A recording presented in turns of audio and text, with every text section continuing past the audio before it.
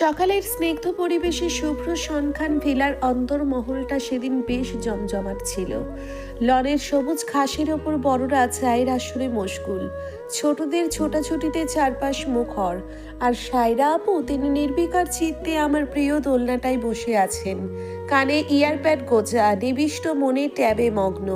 ঘুম থেকে উঠে বারান্দায় দাঁড়িয়ে দৃশ্যটা দেখে বুকের ভিতরটা অভিমানে চুরমার হয়ে গেল।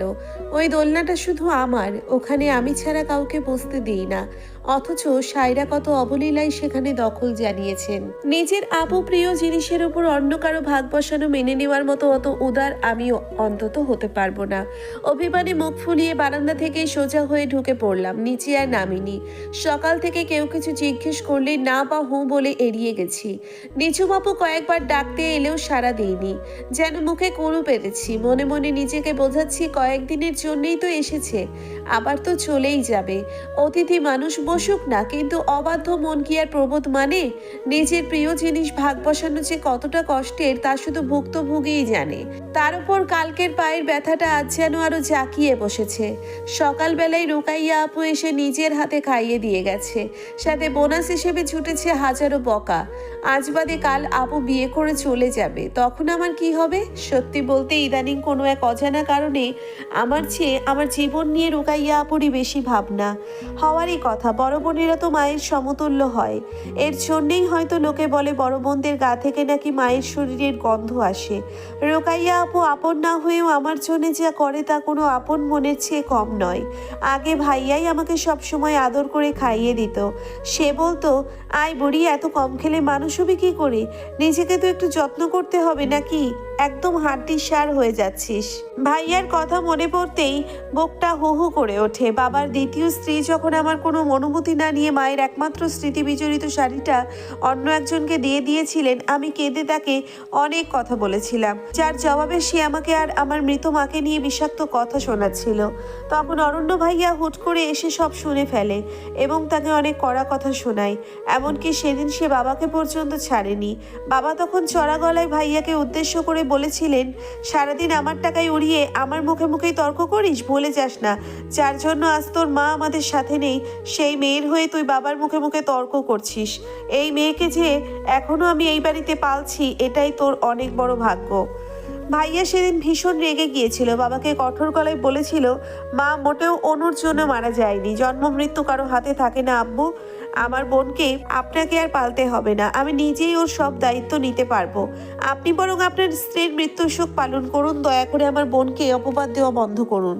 ভাইয়া সেদিন এতটাই রেগে গিয়েছিল যে আমাকে নিয়ে বাড়ি থেকে বেরিয়ে যেতে চেয়েছিল, কিন্তু বাড়ির সকলে আমাদের আটকে দেয়।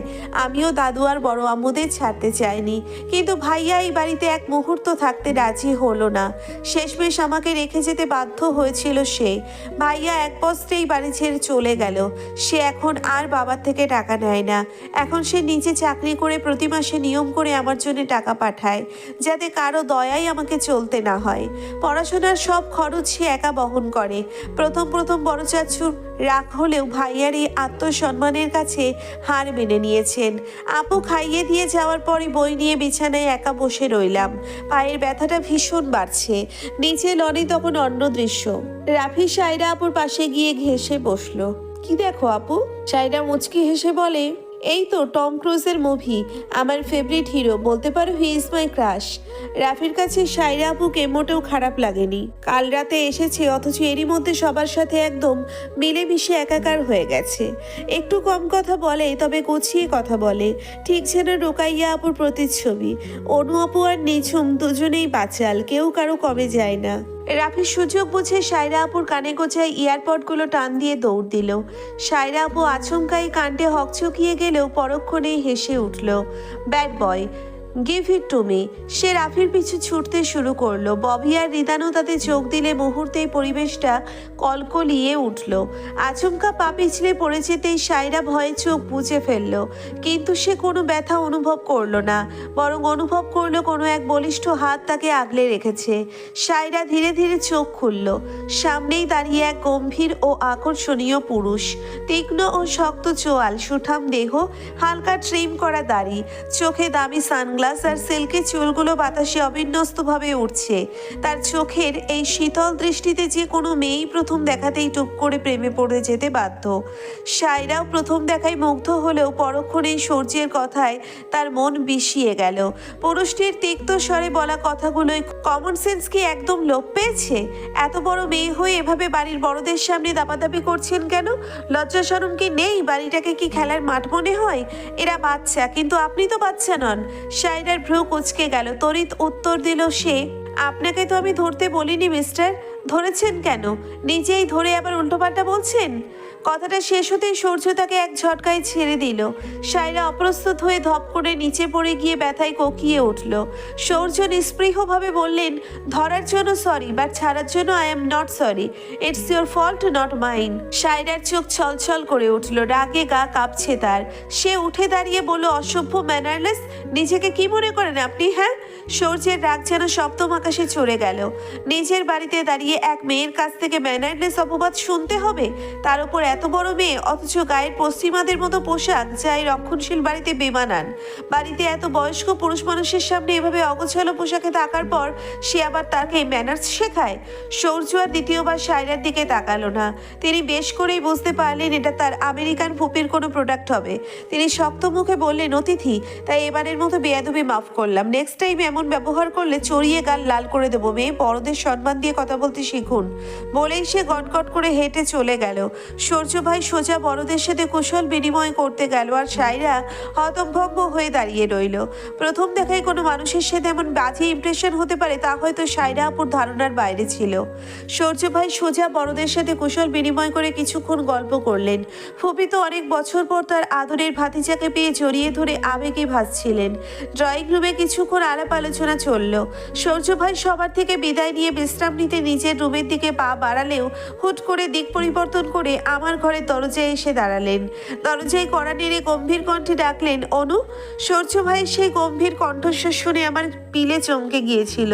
ফোনে বলা শেষ শাসানিগুলো মনে পড়তেই গলা শুকিয়ে কাঠ।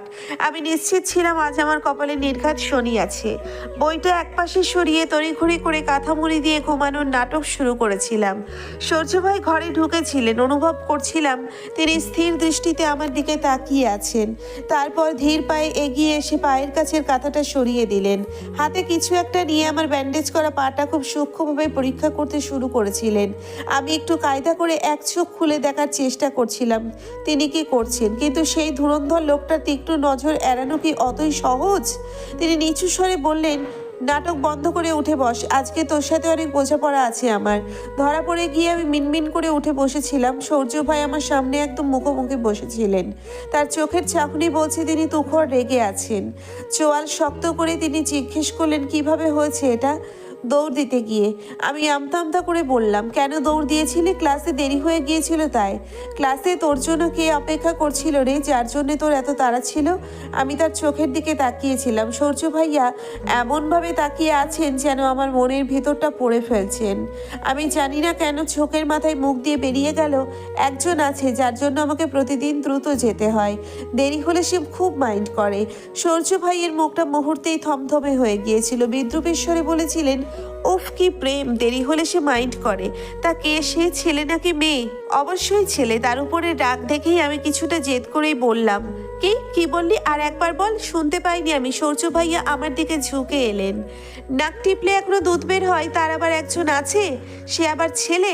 তোর কলিজা দেখে আমি অবাক হচ্ছি। অনু, বয়স কত তোর? এখন মাইন্ড করা কাকে বলে সেটা আমি তোকে দেখছি। তোর দৌড়ানোর স্বাদ আমি মিটিয়ে দিব আজ। বলেই সূর্য ভাইয়া আশেপাশে কিছু একটা খুঁজতে শুরু করেছিল। তার হাত গিয়ে পড়লো পড়ার টেবিলে থাকা আমার স্টিলের স্কেলটার উপর। সেটা হাতে নিতেই আমার আত্মা খাঁচা ছাড়া হওয়ার জোগাড়। আমি ভয়ে তোতলাতে বলে ফেললাম, আমি তো তোমার কথা বলেছি। ক্লাসে না দেখলে ইস্তিয়াক ভাইয়া তোমার কাছে নালিশ করে। আমি সেটাই বলেছি, অন্য কিছু না, সত্যিই বলছি। কিন্তু সূর্য ভাই থামেননি। সেই স্কেলটা হাতে নিয়ে আমার দিকে ধীর পায়ে এগিয়ে আসছিলেন। আমার তখন নাভিশ্বাস ওঠার মতো অবস্থা। হার্টবিট যেন গলার কাছে এসে লাফাচ্ছিল। হুট করে মাথায় এক বুদ্ধি আসতেই আমি জ্ঞান হারানোর ভান করে বিছানায় এলিয়ে পড়েছিলাম। সেদিন সূর্য ভাইয়া বোধহয় সত্যি খুব ভয় পেয়ে গিয়েছিলেন। তার হাতের স্কেলটা হাত থেকে পড়ে গেল। তিনি অস্থির হয়ে আমার গালে হাত রেখে ডাকতে শুরু করছিলেন, এই অনু, কি হয়েছে তোর? এই আমি তো মারিনি, তাকা আমার দিকে, চোখ খোল। এই ছোট পাখি, প্লিজ চোখ খোল। আমি কিছু করিনি অনু, আমার দম আটকে আছে, চোখ খোল প্লিজ। সত্যিই বলতে সূর্য ভাইয়ের মুখে এই ছোট পাখি ডাকটা আমার কাছে সবচেয়ে প্রিয়। যদিও তিনি আমাকে সব সময় ডাকতেন না, নিজের যখন মনে হতো শুধু তখনই একবার ডাকতো। সূর্য ভাই সেই গগনবিদারী চিৎকার শুনে বাড়ির সবাই হন্তদন্ত হয়ে ছুটে এসেছিল। ছোট চাচু তো ভয়ে ডাক্তারকে কল করেই দিচ্ছিলেন। সবাই যখন দিশেহারা তখন কলসুম খালা ভিড় ঠেলে সামনে এসে বলেছিলেন, আরে ডাক্তার লাগবো না সূর্য বাবা, আমার এই জুতাটা শুকাইয়া ধরো নাকের কাছে, দেখবার টাস কইরা ঠিক হইয়া যাইব। সূর্য ভাইয়া এমন অবান্তর কথা শুনে রাগি চোখে খালার দিকে তাকালো। খালার দিকে তাকালেন, কিন্তু খালা কোনো তোয়াক্কা না করে নিজের পায়ের জুতো খুলে আমার নাকের কাছে আনতে চেয়েছিলেন। দুর্গন্ধে আমার নাড়ি ভুড়ি উল্টে আসার উপক্রম। এক ঝটকায় আমি চোখ মেলে বসে বললাম, জুতো শুকাবা কেন? আমার তো কিছু হয় না, আমি একদম ঠিক আছি। মুহূর্তেই সবার চোখ কপালে উঠে গিয়েছিল, কিন্তু সূর্য ভাইয়ের মুখটা থমথমে হয়ে রইল। তার চোখ দুটো জবা ফুলের মতো লাল হয়ে উঠেছিল। সেই আগুনের মতো দৃষ্টির দিকে তাকাতে না পেরে আমি চোখ নামিয়ে নিয়েছিলাম। এতক্ষণ এটা কি ছিল? নাটক? আমার সাথে নাটক করছিলি তুই? আমাকে ওভাবে ছটফট করতে দেখেও তুই চুপ করেছিলি? আমি ভয়ে তোতলাতে বলেছিলাম, আসলে আমি। কিন্তু কথা শেষ হওয়ার আগেই সপাটে এক চর এসে লেগেছিল আমার গালে। পুরো ঘর নিস্তব্ধ হয়ে গিয়েছিল। সূর্য ভাই দাঁতে দাঁত চেপে বলেছিলেন, ইম্যাচিওর বাচ্চা একটা, তোদের মতো বাচ্চারা সবসময় অন্যকে কষ্ট দিয়ে মজা পায়, তোরা কখনো অন্যের অনুভূতি বুঝিস না। ছোট চাচু আতকে উঠে বলেছিলেন, সূর্য ভাইয়া সোজা হয়ে দাঁড়িয়ে কঠোর গলায় বললেন, তোমাদের মেয়েকে বারণ করে দিও চাচু, নেক্সট টাইম যেন আমার সাথে এমন নাটক করা দুঃসাহস না করে। বলেই তিনি গটগট করে ঘর থেকে বেরিয়ে গিয়েছিলেন। সবাই তখন অবাক হয়ে ভাবছিল ঘটনাটা আসলে কি ঘটলো। আমারও একই অবস্থা। সেই কঠোর চর আর তার অদ্ভুত কথার মানে আমি সেদিন কিছুই উদ্ধার করতে পারিনি। গালে হাত দিয়ে ঠোঁট উল্টে ছলো চোখে তাকিয়েছিলাম। বড় মা আমায় চড়িয়ে ধরেছিলেন। নিচুমাপু এতক্ষণ ঠোঁট চেপে হাসি আটকে রাখলেও সূর্য ভাই রুম থেকে বের হতেই ফিক করে হেসে দিয়েছিল। তোর কালকের দেখা স্বপ্ন অবশেষে সত্যি হলো রে। সূর্য ভাইয়ের চর খেয়ে তোর সকাল শুরু হলো অবশেষে। উপস্থিত সবাই তখন একসাথে হেসে উঠেছিল। সাইরা আপুও দরজার ওপাশে দাঁড়িয়ে হাসছিল। তবে হাসির মাঝেও সে একবার সেই রাগী পুরুষটির চলে যাওয়ার পথের দিকে তাকিয়ে নিয়েছিল। হয়তো মনে মনে সেদিন ভেবেছিল, এই লোক কি যাকে পায় তাকেই শাসন করে বেড়ায় নাকি? তবে হাসির মাঝেও সে একবার সেই রাগী পুরুষটির চলে যাওয়ার পথের দিকে তাকিয়ে নিয়েছিল। হয়তো মনে মনে সেদিন ভেবেছিল, এই লোকটা কি যাকে পায় তাকেই শাসন করে বেড়ায় নাকি? লোকটা অদ্ভুত, বড্ড বেশি অদ্ভুত, তবে অদ্ভুত রকমের সুন্দর। বর্তমান হঠাৎ পাশে কারো উপস্থিতি পেয়ে অতীত থেকে বর্তমানে ফিরে আসলাম। পাশে তাকিয়ে চমকে উঠলাম, দেখি রাফি হাঁপাতে দাঁড়িয়ে আছে। ওর চোখে মুখে আতঙ্ক। সে কাপা গলায় বলে উঠল, অনু আপু, নিচে সূর্য ভাইয়া এক কাণ্ড ঘটিয়ে ফেলেছে।